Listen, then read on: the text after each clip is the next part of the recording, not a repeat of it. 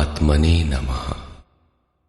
यथार्थ गीता श्रीमद् भगवत गीता अथ चतुर्दशोऽध्यायः। पिछले अनेक अध्यायों में योगेश्वर श्री कृष्ण ने ज्ञान का स्वरूप स्पष्ट किया।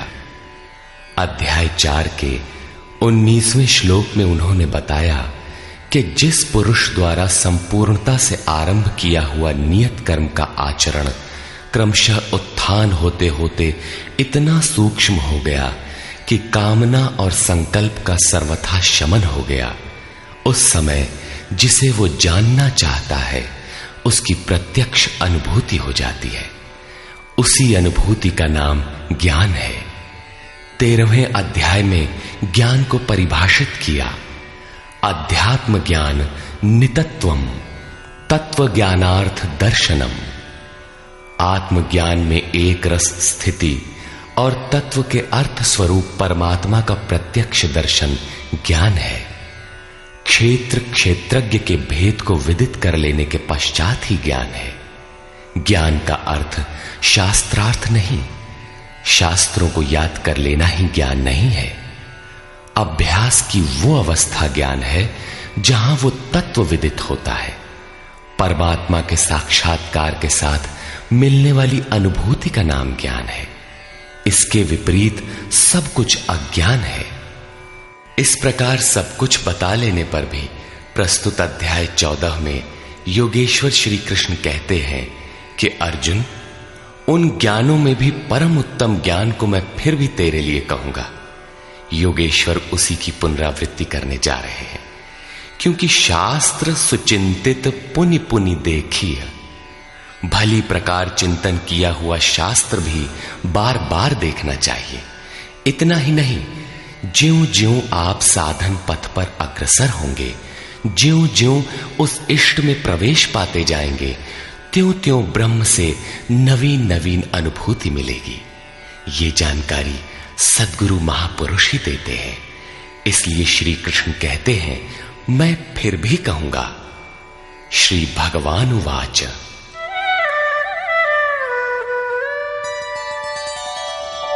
परं भूयः प्रवक्ष्यामि ज्ञानानां ज्ञानमुत्तमम् यज्ञात्वा मुनयः सर्वे परां सिद्धिमितो गताः।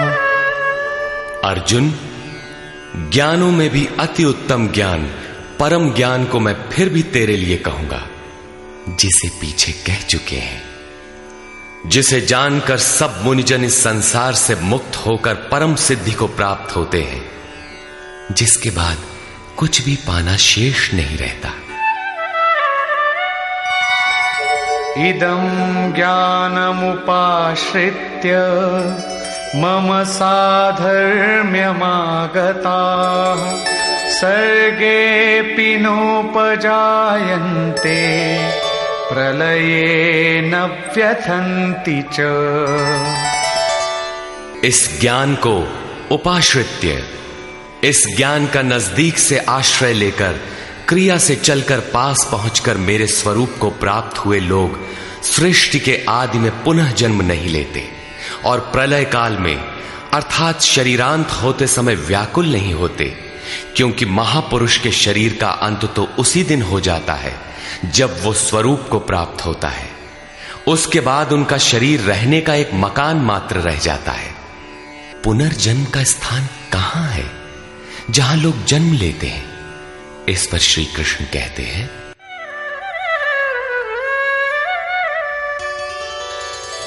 मम योनिर्महद् ब्रह्म तस्मिन् गर्भं दधाम्यहम् सम्भवः सर्वभूतानां ततो भवति भारत।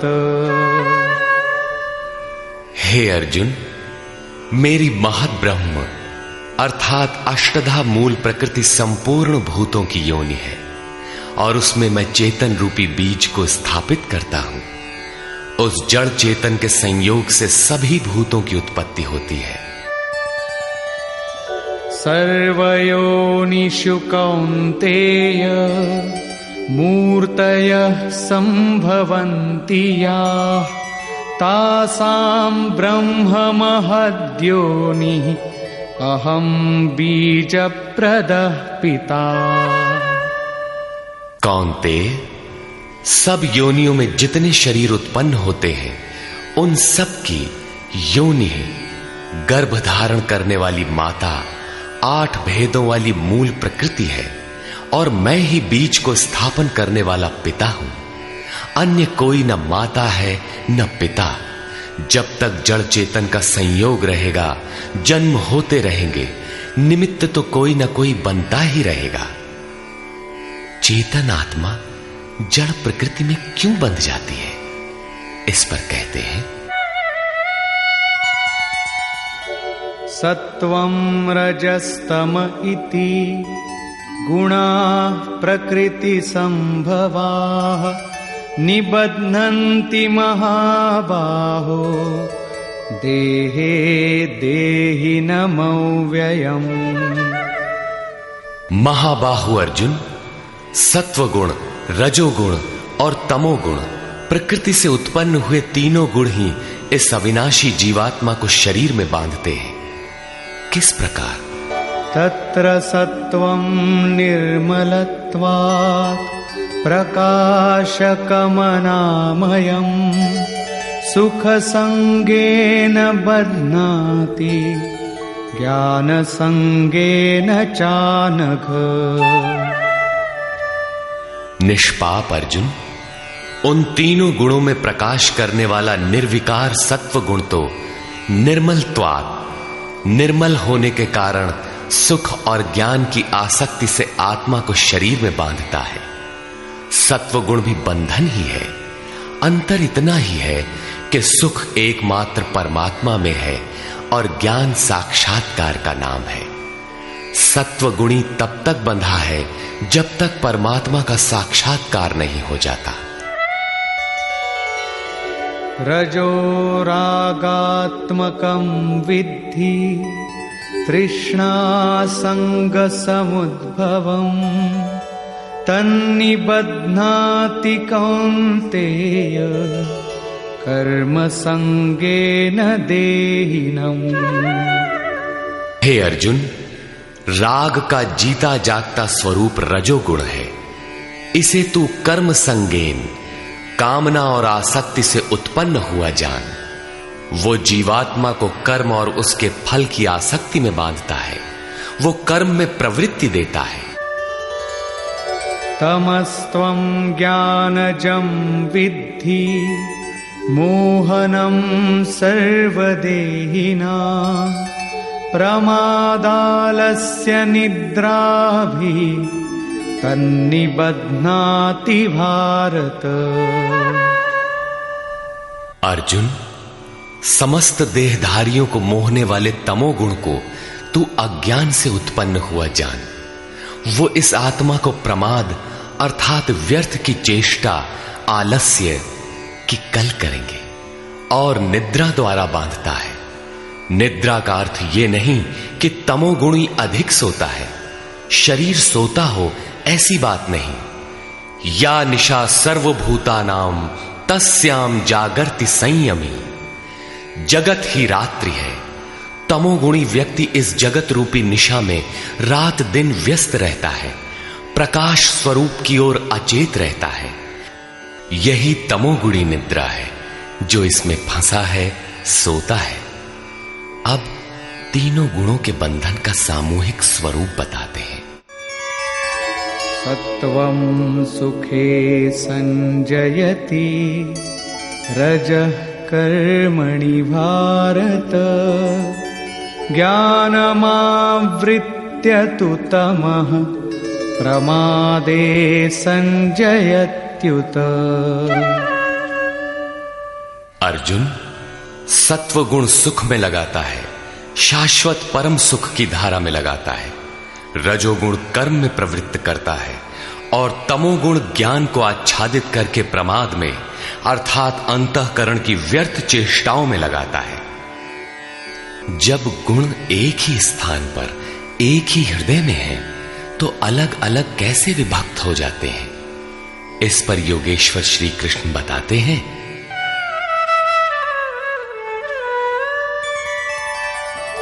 रजस्तमश्चाभिभूय सत्वं भवति भारत, रजः सत्वं तमश्चैव तमः सत्वं रजस्तथा।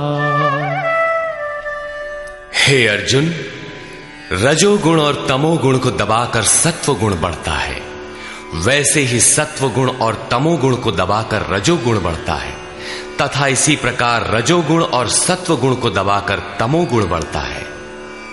ये कैसे पहचाना जाए कि कब और कौन सा गुण कार्य कर रहा है?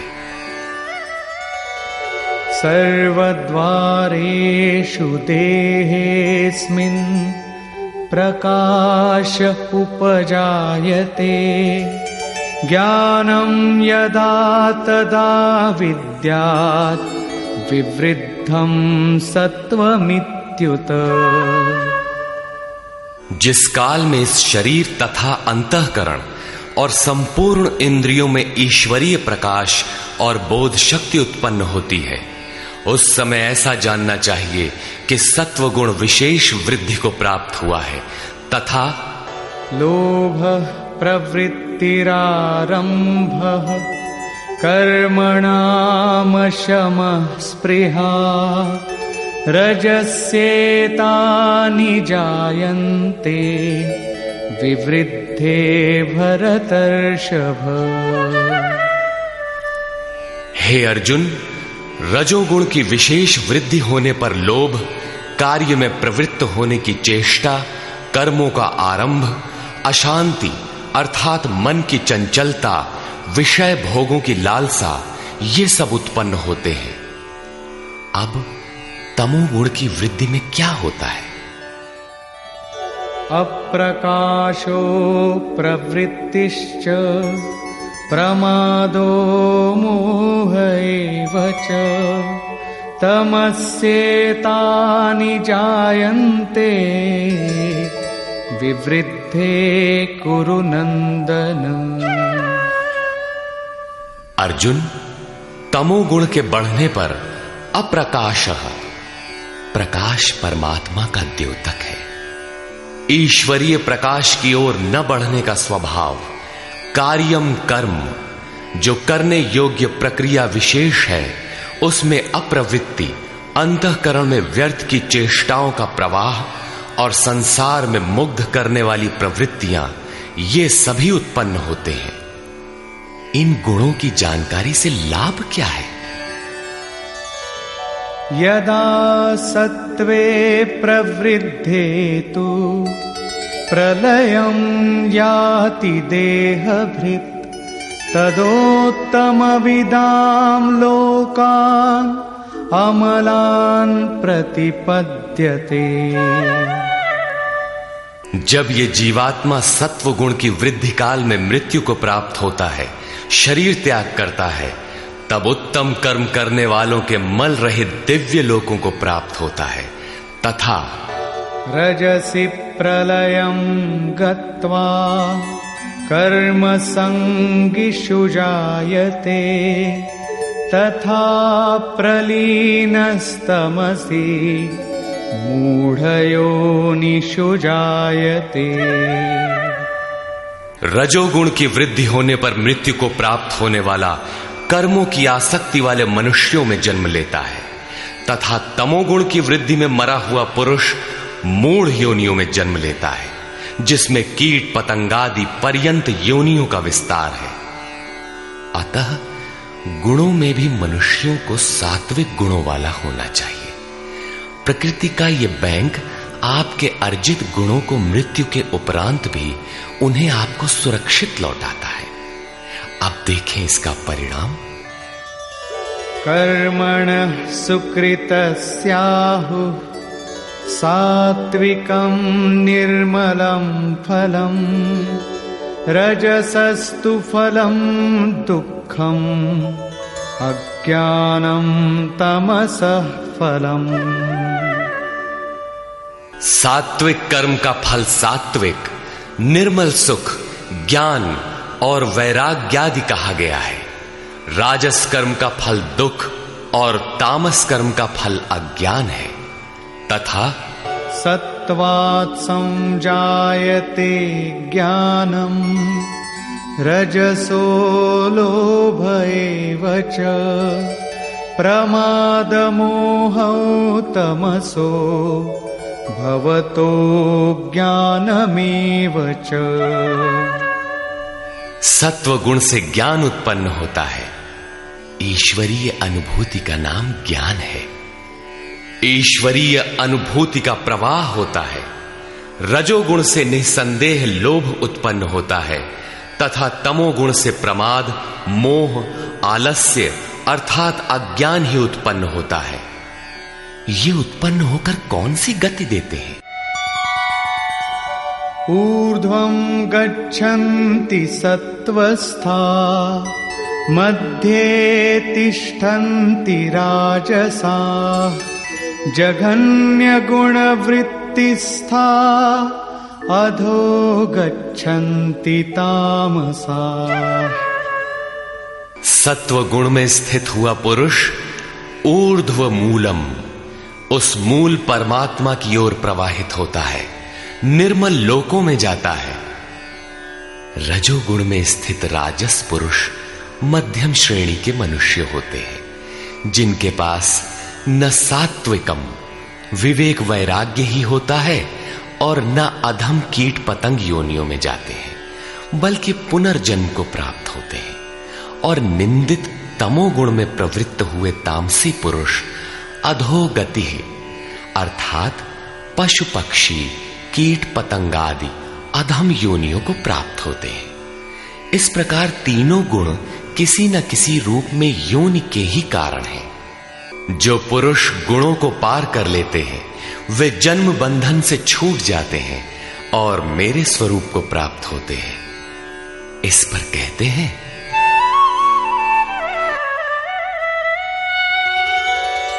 नान्यं गुणेभ्यः कर्तारं यदा द्रष्टानुपश्यति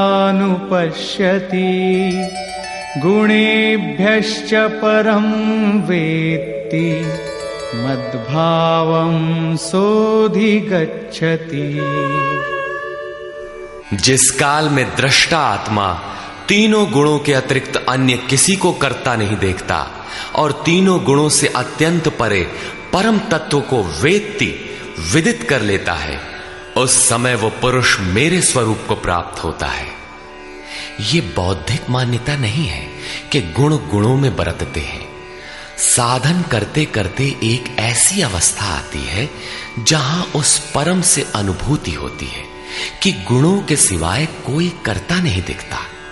उस समय पुरुष तीनों गुणों से अतीत हो जाता है। ये कल्पित मान्यता नहीं है।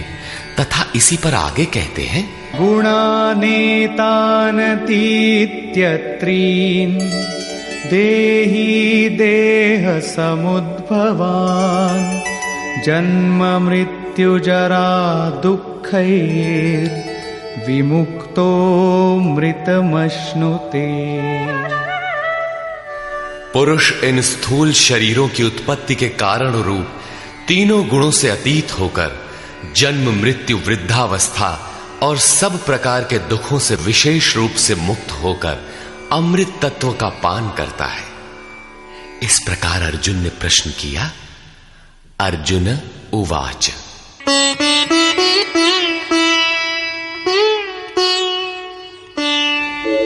कैर्लिंगैः स्त्रीन् गुणानेता अतीतो भवति प्रभो किमाचारः कथं चैतान् स्त्रीन् गुणानतिवर्तते। प्रभु, इन तीनों गुणों से अतीत हुआ पुरुष किन किन लक्षणों से युक्त होता है और किस प्रकार के आचरणों वाला होता है तथा मनुष्य किस उपाय से इन तीनों गुणों से अतीत होता है। श्री भगवान उवाच प्रकाशञ्च प्रवृत्तिञ्च मोहमेव च पाण्डव न द्वेष्टि सम्प्रवृत्तानि न निवृत्तानि काङ्क्षति। अर्जुन के उपर्युक्त तीनों प्रश्नों का उत्तर देते हुए योगेश्वर श्री कृष्ण ने कहा, अर्जुन, जो पुरुष सत्व गुण के कार्य रूप ईश्वरीय प्रकाश, रजोगुण के कार्य रूप प्रवृत्ति और तमोगुण के कार्य रूप मोह को न तो प्रवृत्त होने पर बुरा समझता है और न निवृत्त होने पर उनकी आकांक्षा ही करता है, तथा उदासीनवदासीनो गुणैर्यो न विचाल्यते गुणा वर्तन्त इत्येव योऽवतिष्ठति नेङ्गते। जो इस प्रकार उदासीन के सदृश स्थित हुआ गुणों द्वारा विचलित नहीं किया जा सकता, गुण गुण में ही बरतते हैं, ऐसा यथार्थतः जानकर उस स्थिति से चलायमान नहीं होता, तभी वो गुणों से अतीत होता है। समदुःख सुख स्वस्थः समलोष्टाश्मकाञ्चनः तुल्यप्रिया प्रियो धीरस् तुल्यनिन्दात्मसंस्तुतिः। जो निरंतर स्वयं में अर्थात आत्मभाव में स्थित है, सुख और दुख में सम है, मिट्टी पत्थर और स्वर्ण में भी समान भाव वाला है, धैर्यवान है, जो प्रिय और अप्रिय को बराबर समझता है, अपनी निंदा तथा स्तुति में भी समान भाव वाला है, और मानापमानयोस्तुल्यस् तुल्यो मित्रारिपक्षयोः सर्वारंभ परित्यागी गुणातीतः स उच्यते। जो मान और अपमान में सम है, मित्र और शत्रु पक्ष में भी सम है, वो संपूर्ण आरंभों से रहित हुआ पुरुष गुणातीत कहा जाता है। श्लोक 22 से 25 तक गुणों से अतीत पुरुष के लक्षण और आचरण बताए गए कि वो चलायमान नहीं होता, गुणों के द्वारा विचलित नहीं किया जा सकता, स्थिर रहता है। अब प्रस्तुत है गुणों से अतीत होने की विधि।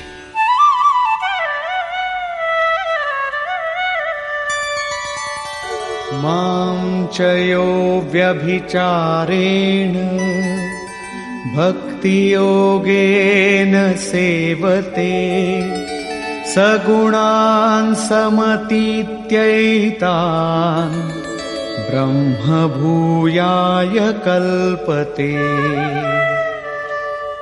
जो पुरुष अव्यभिचारिणी भक्ति द्वारा अर्थात इष्ट के अतिरिक्त अन्य सांसारिक स्मरणों से सर्वथा रहित होकर योग द्वारा अर्थात उसी नियत कर्म द्वारा मुझे निरंतर भजता है, वो इन तीनों गुणों का अच्छी प्रकार उल्लंघन करके पर ब्रह्म के साथ एक होने के योग्य होता है, जिसका नाम कल्प है। ब्रह्म के साथ एक ही भाव हो जाना ही वास्तविक कल्प है। अनन्य भाव से नियत कर्म का आचरण किए बिना कोई भी गुणों से अतीत नहीं होता। अंत में योगेश्वर निर्णय देते हैं,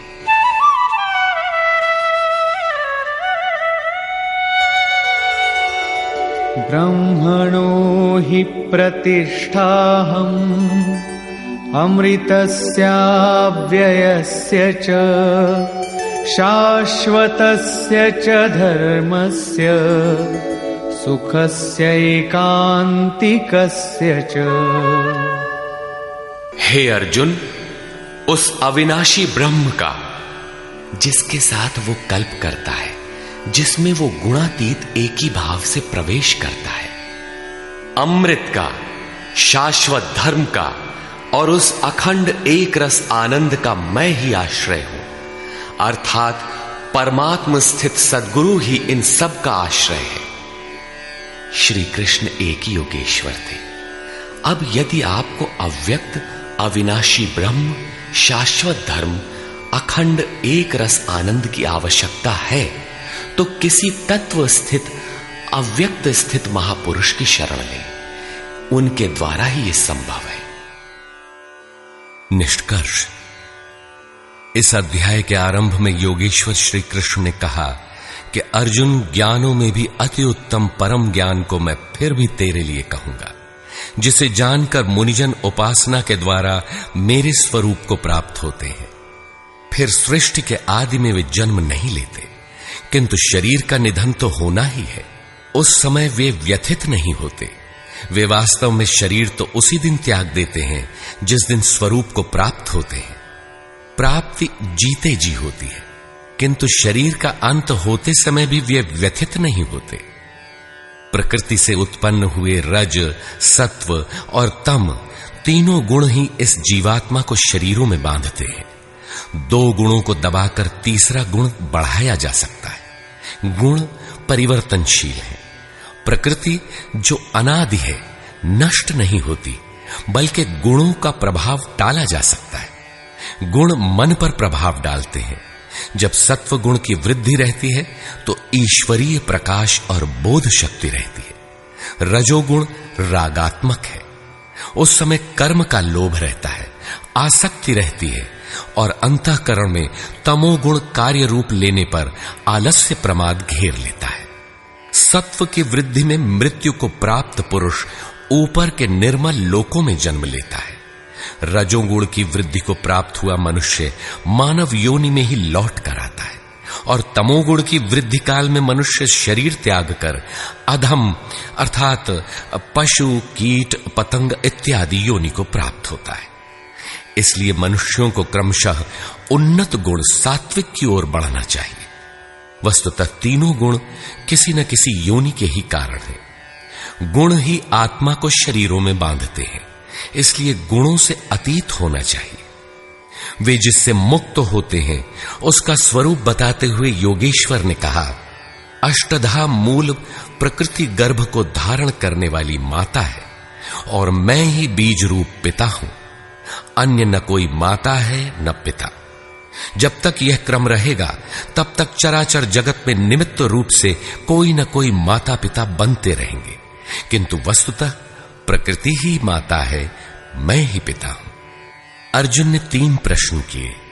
गुणातीत पुरुष के क्या लक्षण हैं, क्या आचरण है, और किस उपाय से मनुष्य इन तीनों गुणों से अतीत होता है। इस पर योगेश्वर श्री कृष्ण ने गुणातीत पुरुष के लक्षण और आचरण बताए, और अंत में गुणातीत होने का उपाय बताया कि जो पुरुष अव्यभिचारिणी भक्ति और योग के द्वारा निरंतर मुझे भजता है वह तीनों गुणों से अतीत हो जाता है। अन्य किसी का चिंतन न करते हुए निरंतर इष्ट का चिंतन करना अव्यभिचारिणी भक्ति है। जो संसार के संयोग वियोग से सर्वथा रहित है उसी का नाम योग है। उसको कार्य रूप देने की प्रणाली का नाम कर्म है। यज्ञ जिससे संपन्न होता है वह हरकत कर्म है। अव्यभिचारिणी भक्ति द्वारा उस नियत कर्म के आचरण से ही पुरुष तीनों गुणों से अतीत होता है और अतीत होकर ब्रह्म के साथ एक ही भाव के लिए पूर्ण कल्प को प्राप्त करने के लिए योग्य होता है। गुण जिस मन पर प्रभाव डालते हैं उसके विलय होते ही ब्रह्म के साथ एक ही भाव हो जाता है।